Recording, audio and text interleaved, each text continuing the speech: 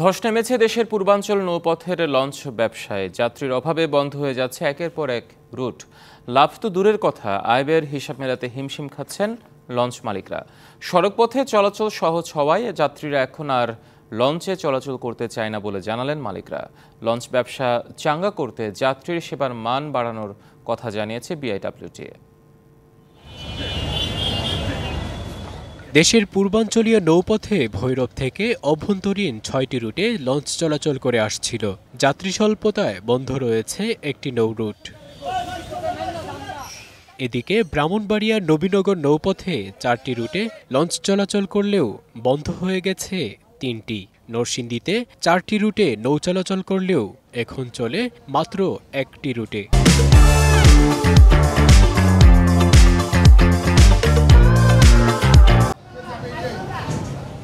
পূর্বাঞ্চল নৌপথে যাত্রী ঠেকেছে তলানিতে।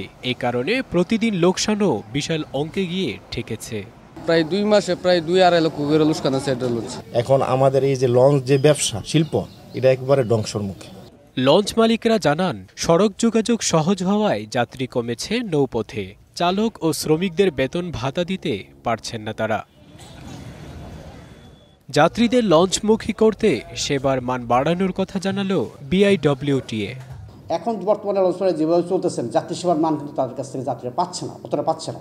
আমরা তাদেরকে বারবার বলতেছি এটা করে সেটা করবে, কিন্তু তারা সেভাবে অগ্রসর হচ্ছে না। কোটি টাকার লঞ্চ বিক্রি করার সুযোগ না থাকায় লোকসানের মুখে পড়েও বাধ্য হয়ে লঞ্চ চালিয়ে যাচ্ছে কর্তৃপক্ষ। DBC news desk.